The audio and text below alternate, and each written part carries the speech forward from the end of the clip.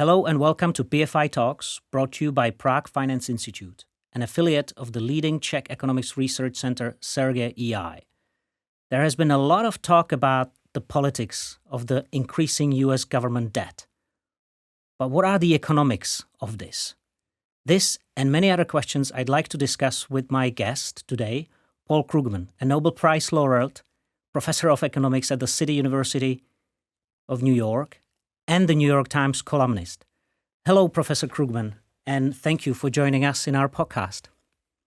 Thanks for having me on. So let's start with some numbers because we are focused on finance and economics. And do correct me if I don't get them completely right, but according to my latest tally, the US government debt is about over $30 trillion at the moment, or about 125% of GDP. Budget deficit, the federal budget deficit is around 8% of GDP. Should we be concerned about the US defaulting sooner rather than later? Or are we too concerned? I think that default is an extremely unlikely scenario. You really want to distinguish between countries that owe debt in somebody else's currency, like Greece, and countries that issue debt in their own currency. And it's really, really hard to envision a default.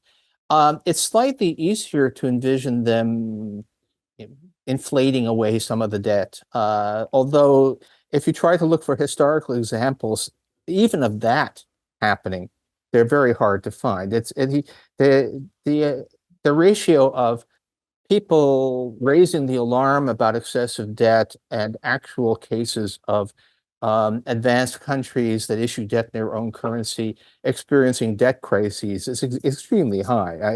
You end up talking about France in 1926 or something to come up with anything that sort of fits this situation. So it's really, really hard to think that this is. I wouldn't say it's not an issue. I'm not in the camp that says that debt doesn't matter at all, but it's really a lot less of a concern than most people would have it.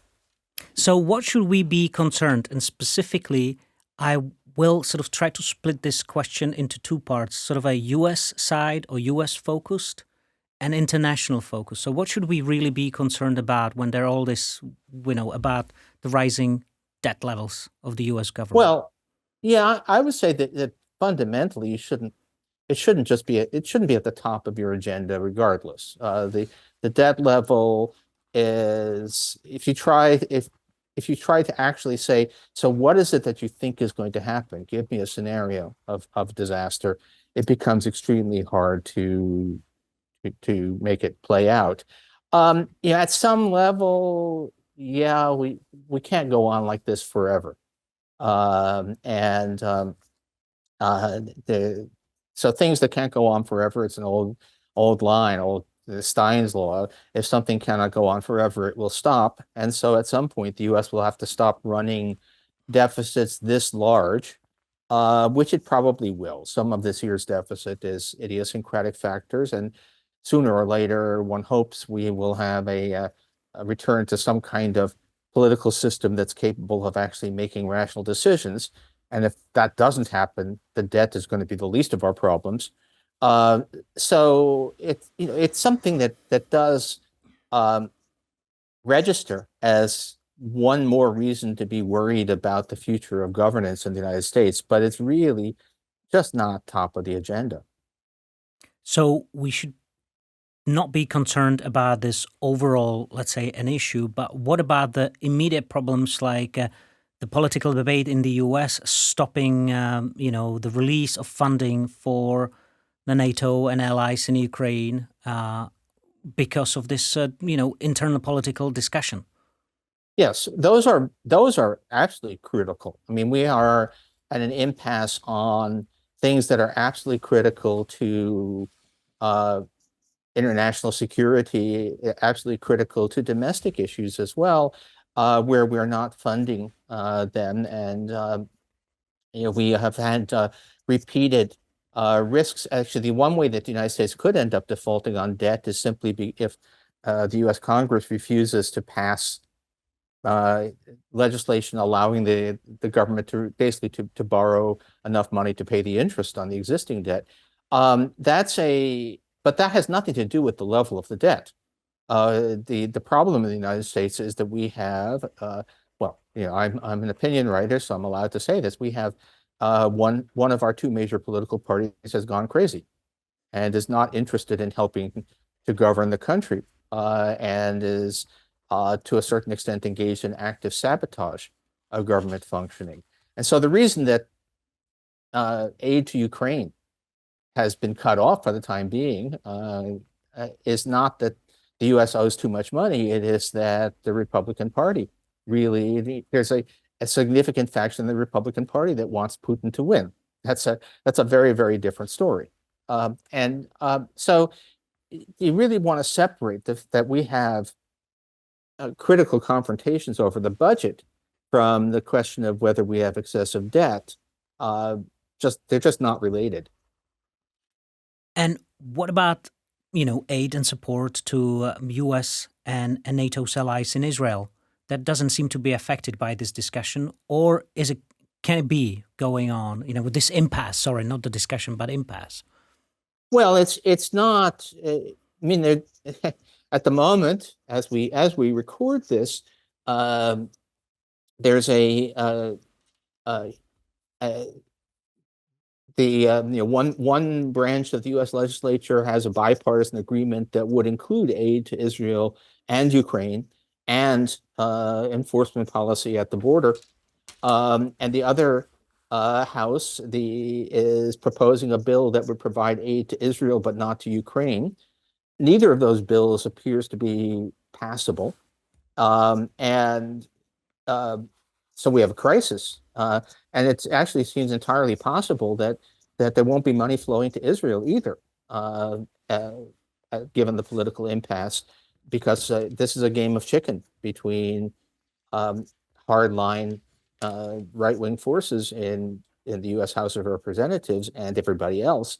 But again, this has nothing to do with the level of the debt. This is these bills don't even address the question of borrowing where the money is going to come from. It's simply allocating the funds. So this is a sign again that U.S. politics is a mess. That's not because the same thing would be happening if we had only half as much debt as we have. Since, using your description of U.S. politics being a mess, and at the same time, we shouldn't be concerned about the level of the debt unless there's some sort of a problem with actually, defaulting on servicing the debt, as you said. But couldn't this, if it goes on, substantially longer, could it endanger the role of the U.S. dollar as a global currency and the most important store of value for the world as we know it at the moment? Well, if the United States actually defaults, and a U.S. default is going to happen not because the debt level is excessive. That's you may think that the debt level is excessive, but markets don't seem especially worried about that. It's the U.S. doesn't have any trouble selling bonds, and it has trouble getting Congress to authorize bond sales, but that's a very different story. But if the United States should in fact default on its debt which would be for political reasons, that would certainly undermine the international role played by the dollar, and in particular by U.S. Treasury bills. U.S. Treasury bills are the sort of ultimate safe asset on which the whole world financial system rests. And if the United States doesn't necessarily pay those, pay those bills as they come due, that would be enormously disruptive all across the world, not just in the United States. Moving on, but staying in the realm of economics, there is this discussion now at the moment whether the Fed actually should start easing its interest rate and easing monetary policy as it is. We still have core inflation, at least the latest reading was still above the 2% desired level, or Okay, Let me argue with you about that okay. because this is actually a very live debate, and I'm actually in talking with uh, let us say people in actual decision making capacities about it. The At the U.S. Fed? core inflation, what? At the Fed? No, not at the Fed, but in other places. U.S. Core inflation, the Fed's definition of core inflation, which itself has some problems, but it is actually for the past 6 months, it's been slightly under the Fed's target. Hmm. And so to say, well, it's still above 2%, you have to be looking at the 1 year rate of change, which is a very peculiar thing to be doing when you know that we've been in a process of quite rapid disinflation. So, using year-on-year data at a what definitely looks like we've passed a turning point is a very strange thing. And the kind of discussion I'm having is like, why are they doing this? Why focus on what you know, and what is almost literally a number that's behind the curve, rather than looking at the more recent data? And you can come up with some excuses. Uh, one of the things that's happened in these past few years is that I've had to learn far more than I ever wanted to about seasonal adjustment factors. And that's what happens when you have to use, periods shorter than a year. But the but it the best of available numbers, whether it's core inflation over the past 6 months or the New York Fed's underlying inflation multivariate measure, all suggest that we really do have underlying inflation that is close to 2%. Hmm. Might be a little bit above, but for how much do you really want to run the risk of a recession because underlying inflation might be 2.3 instead of 2. That's a good point. So, do you still think that since you hinted at being in touch with decision makers, do you think there will be a sort of a review at how Fed is actually looking at this number, and Fed will be relaying that change of tack to the market, so and the population, so the public, so no more inflationary expectations are embedded in the whole economic world, which is actually made of individuals like the two of us. Yes. Okay. Actually, yeah. I mean, the markets, this is one of those, when we talk about what does the market think, and then one of the jokes is, well, look, the market is a bunch of 28-year-old guys who don't know anything. Um, but certainly people hang on the Fed's words. It's not at all clear that what Jerome Powell says necessarily reflects what the Fed is really thinking. And there are a lot of smart people in there, and we know that they're looking at all the same numbers that I am, and they are probably aware um, that there are real problems with year-on-year core inflation. So they seem to be very afraid of um, the markets getting ahead of themselves. They want to put a damper on people getting too committed to the view that big rate cuts are coming soon, which to some extent I understand, although I think they're excessively worried about roiling the markets. Um, what I would say, and I hope that they understand, but I'm not. This is what I'm not sure they understand, is that You mean the Feds or the we're 20-year-olds? no, the Fed. Yeah, the 28-year-olds are, they listen to, well, whatever. It's the bond market, as these things go, is a lot more rational than the stock market anyway. But at the Fed, they they run there are risks in both directions. There's the risk that they will uh, cut rates and then find that the economy is still running hot and inflation will reaccelerate. There's the risk that the full effects of the rate hikes have not yet struck, and that we're going to see the economy suddenly start to lose altitude. I'm mixing metaphors here, but whatever. The I would put the second risk much, much higher, if only because we know that these things tend to happen, that Mhm. recessions tend to come on much more suddenly with less warning than inflation does. And so when you're in a situation where both are risks, I would put a much higher weight on the risk that something will break in the real economy than I would on the risk that inflation is going to not actually is not actually going to level off at 2%, but might reaccelerate. But that's that is I understand that we're, as always, operating in considerable fog. That these are it's never the case that you know exactly what you should do, except we this is not a placid period.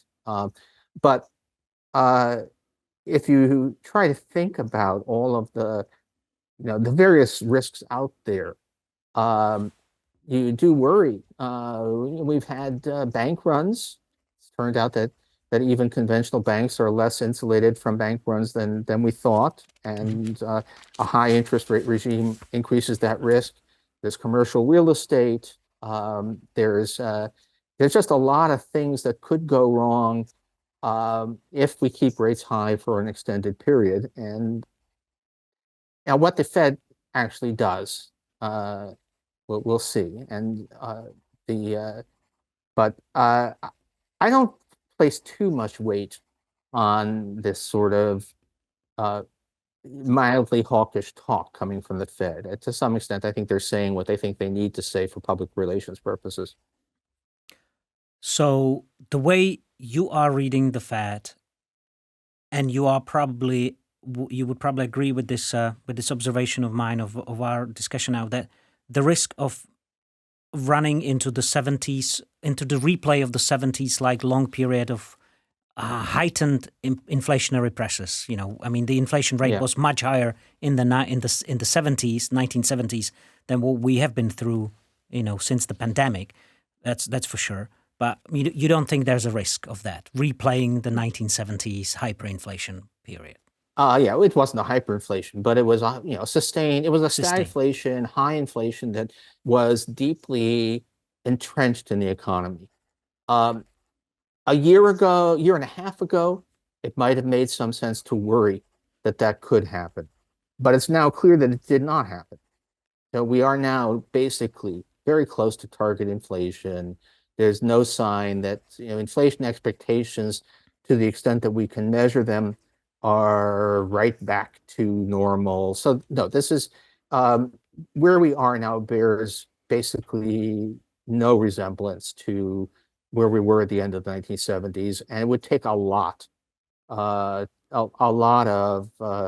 mismanagement to get us back to anything like that. So that was a great fear, which turned out, it was a somewhat reasonable fear, even though I didn't agree with it. But I can understand why people were worried about it, say, in June of 2022. It makes no sense at all to be worried about that in February of 2024. In the past few months, I mean, it was interesting to observe from Europe the discussion in the U.S. about vibe Yeah, session, the term, that, yeah. I mean, and the media headlines, and maybe some commentators, hopefully not you, but maybe including you, were sort of affecting that. But apparently now that's over. At least we hear it from some other commentators, and also it's underpinned by the data. That the business sentiment and consumer sentiment indices have been rising. Uh, do you think that this is this sort of the doom and gloom in among the public view in the U.S. of the economy, which was in disconnect with the underlying data, that it's really over? Well, we still have most measures of consumer sentiment are still substantially below where you would expect them to be given the underlying fundamentals. Given uh 50-year low unemployment, inflation that is close to close to 2%. The fact that consumer sentiment is still somewhat depressed is kind of odd. But at this point, at least for the United States, um, essentially all of that is just partisanship. I look at various polls that surveys that do separate out respondents by the party with which they consider themselves to be affiliated. And what you have is Democrats saying this is a pretty good economy, and Republicans not only saying it's terrible, um, but but basically not moving in response to the improved situation. So where we are now is this is American politics. There's a substantial part of the population where it doesn't matter what question you ask. The question they answer is, do you hate Democrats? And you ask them, is the economy good or bad? And they basically say the economy is bad because there's a Democrat in the White House. Yeah, I mean, this is a nice segue into my next question. I mean, round of questions about the U.S. politics and sort of societal divisions. I mean, when you observe it from the outside, there seems to be a lot of it because that's what you read Yeah. in media. I mean, is it really such a case? Do you observe it in your classroom or with your students? How do you observe it yourself as just a regular American? Oh, I mean, um, I don't observe it too much in my classroom because I teach classes in New York City. And New York City is a very different place from Still the country out uh of the U.S. well no in general uh we used to have a we have major urban areas. Certainly the metropolitan cores are now very democratic and very liberal, and rural areas are extremely conservative. This is the division is um, a lot of it is geographical. It's not perfect sorting, but there's an awful lot of geographical sorting. And so but you can really see it. I mean, I've been hey, I mean uh uh I've taken a bicycle trip through central Pennsylvania not too long ago, which is very much Trump country, and it's real. There are people, and part of the problem is that we don't actually. If you're asking, what does the typical American feel, or what do people of different political views say to each other? Well, the answer is there is no typical American, and the the people of different views don't talk to each other. So we are no, we're an extremely divided country to an extent that I don't think we've seen probably since the 19th century. Do you see any end of that division? Any sort of waking up from this, or any sort of resolution to this issue, or does it have Um, to come ahead even more forcefully to get resolved, or maybe we will just learn to live with it? well, I don't actually, I have no idea how this ends. It's part of the issue is simply that people uh, get their news from different sources. So we do have a fair number of surveys where you ask people, how are you doing? Either how are you doing financially or how are you doing just in general? How was 2023 for you? Mhm. And a large majority of Americans say pretty well. I'm okay. My finances are okay. 2023 was a good year for me. Then you ask, how did the country, how was it for the country? And if you're a Democrat, you say, pretty good. And if you're a Republican, you say it was an absolute disaster. And but if you ask them about how are things where they live, uh, they're mostly pretty much okay. So we have a situation where a large part of the punk country has an image of terrible things happening, but those terrible things they believe are happening to somebody else, someplace else. And um, what will ever change that? If all they watch are TV networks, all they read are social media that reinforce that belief. I don't know how it ends.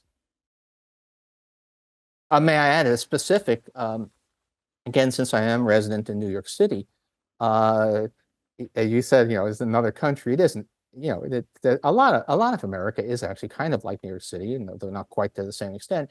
But what is really remarkable is how much of the United States believes that New York City is an urban hellscape with violence on every street corner and large parts of the city burned down by looters. None of which is true. It's actually one of the safest places in America, and you would think that, well, people visit. I mean, we had uh, more than 50 million Americans visited New York City last year. You would think that the evidence of their own eyes would tell them that that story isn't true, but it doesn't seem to affect the people who are of a lost survey stuff, but only 22% of Republicans believe that New York City is a safe place to live or visit, and which is crazy. It's New York is the safest it's been in my lifetime.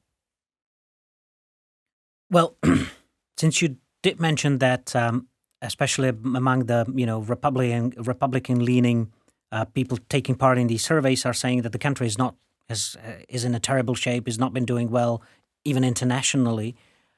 There's a lot of roles that the U.S. has played over the Right. decades since the World War II in on the global scene. Let's maybe pick just one, and it's the Transatlantic Trade and Investment Partnership (TTIP). Yeah. Uh, is it dead, or can it be revived, or where could it go, and how could it play in the sort of geopolitical tensions and the tensions between the two biggest global economies, the U.S. and China? Yeah, I think that TTIP is not going to happen. Uh, Even though you would think that, well, uh,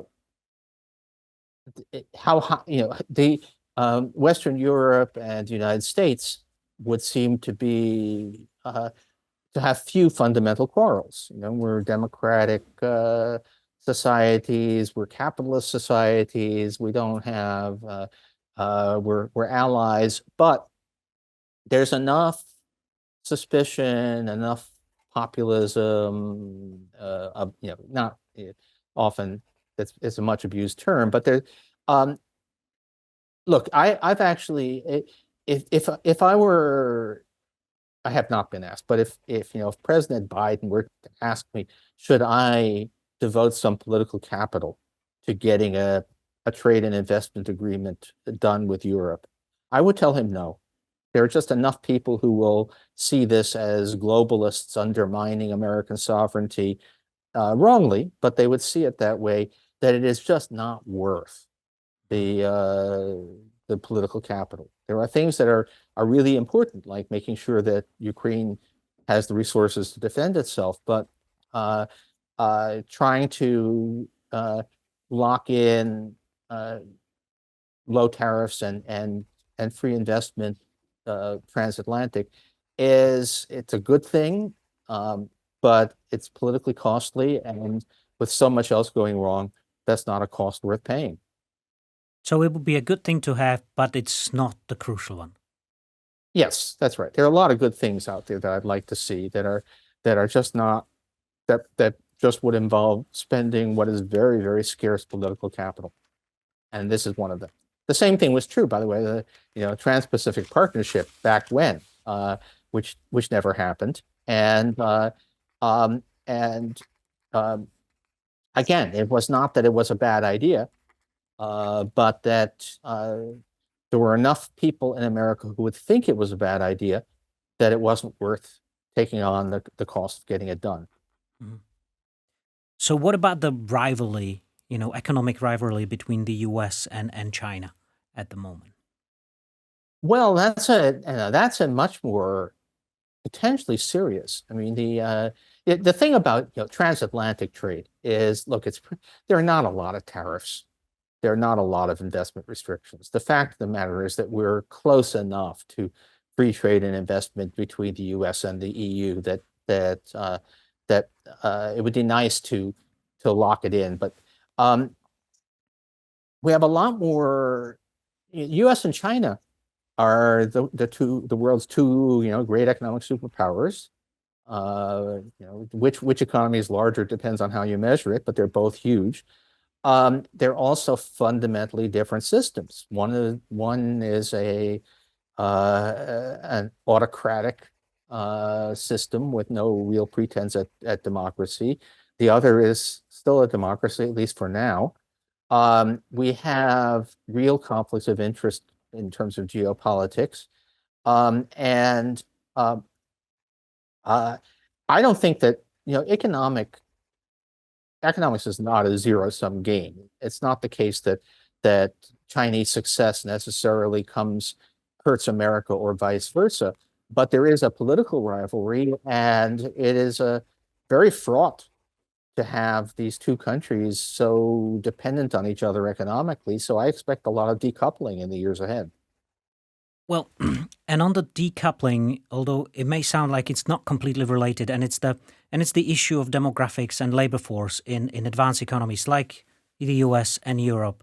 I mean, the US economy has been a lot dependent on migrant workers from Latin America, especially Mexico. And now it's a big issue, migration, legal or illegal, is a big issue, ahead of the US presidential elections. But it is also a very big issue in Europe, and clearly from at least the vantage point of view of like Western Europe, the West part of European Union, opening up the EU to migration is actually the only way forward to stem the problem with the demographics, aging population. How do you look at it yourself? Oh, this is true for all of us, but it's worse for Europe. Yes, I mean the United States, uh, even the U.S. Has a fertility that's well below the replacement rate. So for labor force growth in the future, we depend on immigrants. I actually have just been going through this. If we look, since the eve of the pandemic uh, to right now, we've added 2.9 million people to the labor force. How many of those were foreign born? The answer is all of them. Mhm. The native born workforce has actually declined slightly, not because people are being driven out. We have very high rates of employment, but because us native born Americans are getting older, and a lot of people are aging out of their working years. So future growth depends critically on immigration. This is even more true in Europe, where fertility rates are even lower. And You could say, well, why not just accept a shrinking working age population? And there are uh, multiple reasons, but the most important probably is simply, look, modern countries have elaborate social safety nets, even the United States, which has the weakest, but still, it's pretty big, where most of the money goes to older people. Uh, and uh, and the revenue comes from working age people. And we're just not going to be able to sustain the kinds of societies that we have built unless we can get more workers from someplace. On a slightly less economic topic, but still it's economics of work and your personal work. How do you how do you shift the time and how do you juggle your time and attention between teaching and writing your columns? Because I've been reading your columns quite regularly, and you write a lot of them. Yeah, so I do relatively little teaching, and in fact, I'm about to phase out. Uh, I'm about to turn 71, so I'm phasing down my teaching, um, and uh, But not and writing. have what? But not I'm sorry, writing. but You not the writing. The truth is also, I do less fundamental research than I did when I was younger, but that's true of everyone. Even Paul Samuelson did the bulk of his academic work before he was 55. So I am well past that point. But I do a lot of writing, and it's not so much a question of juggling time as it is of how hard is it to do the writing. And there's uh, I worked pretty hard, but also there was a question when I started writing for newspapers, I had a reputation as an academic of being a very fast writer. Mhm. And then there was a question, but how would I stack up against journalists? And the answer is, it turns out I'm a fast writer by their standards too. And if you ask the question, what's the secret? The answer is I have no idea. I just happen to be a fast writer. And you're not only talking about fast typing, you're really talking about I fast don't, thinking and right. I'm not a great typist. I'm a mostly a two-finger typist, but it's and but let me just say that a lot of the most important thing is figuring out what it is you want to say and how you're going to say it. And if you've done that, which is all before you've actually started putting words to paper, then it flows pretty fast. Since you've done a lot of writing, that also exposed you um, to really thinking ahead. And I remind you of one thing which you've discussed so many at so many different occasions, and I believe it was in the 90s, in the late 1990s or early 2000s. You made a prediction about the internet, that Yeah. connectivity and fax machine. But let me quote you one data that just came out by Deutsche Welle not about a few months ago, about the use of fax machines in Germany. There's still 82% of German businesses using fax machines. Uh, so So anyway, yeah. By the way, that the article in which I wrote the article was meant in part as a joke. It's commissioned by the New York Times to be written as if looking back at it was from 100 years back at 1998, and I was deliberately provocative and said some things that were meant to be a little bit silly. It wasn't a hard prediction. And for what it's worth, the odd thing is that the rise of the internet did not produce the kind of productivity burst that many people expected. It's a really odd thing that from about 2005 up until the present, we've actually had rather slow productivity growth. So it wasn't, but yeah, I mean it the I've forgotten the author now, but there was a book called The Shock of the Old, mhm. uh, which is actually about uh, the first half of the 20th century and how many old technologies were still, there was still a lot of horse-drawn transport in Europe in 1930. I mean, Yep. one forgets the idea that we instantly change everything because there's a fancy new technology. That's not how history works. And if you can keep that sort of tongue-in-cheek approach, and I'm not sure whether if you follow that, the launch of this long-awaited new product line by the Apple, the all-American company today, these days, ProVision, augmented reality, virtual reality goggles. Um, do you think that actually what the creators of this technology, and they call it spatial computing, which is effectively an Yeah, iPad with fancy screens in front of your eyeballs, if I may put it this way, yeah. is it something that's actually really going to get going well for Apple? I'm not sure it's going to add anything to the productivity of the mankind. I actually would say that probably it would be, it would work the opposite way. But do you think that Apple has actually really created some sort of a new segment for themselves, or is it going to be another sort of a dead end alley like their Newton ages ago? Well, or like Google Glass. Remember that they tried this a version of this once before, and it didn't fly. Uh, and I don't know. I mean, I haven't tried it. Don't know what the uh, how it will be applied. I mean, at some point, something like this will happen. At some point, we're going to want people to be able to interact without having to sit in front of a screen and tap on a keyboard. You can just see that is probably somewhere in the future. Now, this thing, I mean, it looks grotesque. And if you see somebody wearing the Apple Pro Vision coming down the sidewalk, you're probably going to cross to the other side of the street. So it's I don't know how far this goes, but who knows? And I was actually thinking about it. Um, have they solved the vertigo problem? That's what I'm worrying about a lot on these things, because I happen I'm actually I fly perfectly well. I'm in good health, but I happen to be somebody who can get seasick extremely easily, and I would be actually really afraid to use one of these because I think I might end up throwing up. And it's pretty cumbersome, that's for sure. Well, says Paul Krugman. Thank you, sir. Thank you for taking part in our video podcast. Okay, take care. Good luck in Central Europe.